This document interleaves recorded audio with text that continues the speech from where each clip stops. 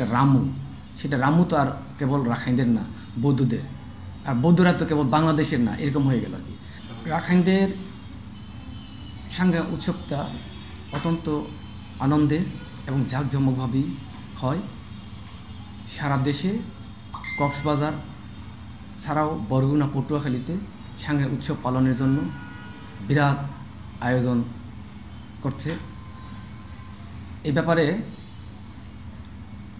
বর্তমান সরকারও তারা রাখাইন সহ আরও বিভিন্ন জাতিগোষ্ঠীদের নববর্ষের মাসটাই এই মাসটা, সেক্ষেত্রে চেষ্টা করতেছে যে সরকার যাতে জাঁকজমকভাবে হয়। কক্সবাজারের মাটিটা হলো একটা অন্যরকম একটা মাটি, অন্যান্য জেলার থেকে একটু ব্যতিক্রম। এখানে রাখাইন, বাঙালির মধ্যে বড়ুয়া, হিন্দু, মুসলিম, এই সম্প্রীতিটা দীর্ঘদিন ধরেই ছিল। শত শত বছর ধরে তারা একের ধর্মের সাথে আরেকটা ধর্মের যে সংযোগ, সম্প্রীতি, সেটা আমরা সবসময় দেখি।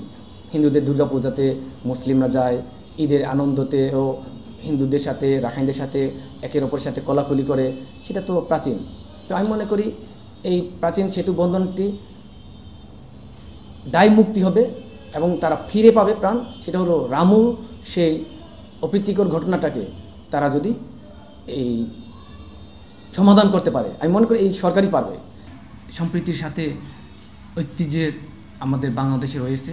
সুদীর্ঘকাল ধরে আমরা সম্প্রীতির সাথে বসবাস করে আসছি।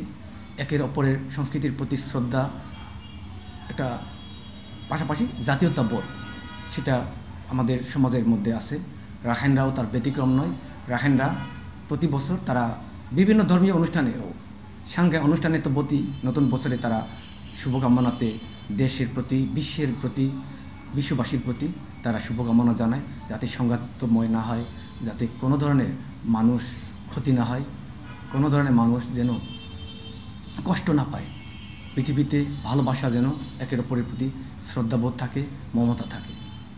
আর এবছর আমি মনে করি একটা বিশেষ সাহিত্য হবে, সেটা হলো বর্তমান সরকার যেহেতু বৈষম্যের বিরুদ্ধে সরকার, আমি মনে করি বৈষম্যের বিরুদ্ধে সরকার এই সংস্কৃতি না কেবল একটা সংস্কৃতি বেঁচে থাকে একটা জাতিগোষ্ঠীদের অর্থনৈতিক উপর দাঁড়িয়ে। তো অর্থনৈতিক অবস্থা যদি ভালো না হয় কোনো জাতি, সেক্ষেত্রে তারা জাঁকজমকপূর্ণভাবে পালন করার ক্ষেত্রেও বাধা থাকে। আমি মনে করি বর্তমান সরকার বিগত দিনের যে কষ্ট এবং যে কালো দাগগুলো, যেমনটা মনে করি যে রাখাইনদের একটা রামু, সেটা রামু তো আর কেবল রাখাইনদের না, বৌদ্ধদের। আর বৌদ্ধরা তো কেবল বাংলাদেশের না, এরকম হয়ে গেল আর কি। তো সেই বিষয়টা তাদের মধ্যে একটা দাগ আছে। আমি মনে করি এই বর্তমান সরকারই পারবে। বিগত যে ফ্যাসিস্ট আওয়ামী লীগ সরকার যে এই মামলা মোকদ্দমা সবগুলো একেবারে স্টপ করে ফেলছে, আমি মনে করি এই মামলাগুলো আবার পুনরায় চালু করবে। যারা যথাযথভাবে অপরাধী তাদেরকে চিহ্নিত করে তারা শাস্তিমূলক ব্যবস্থা নেবে। আমরা এই বর্তমান সরকারের কাছে সেটাই প্রত্যাশা করি।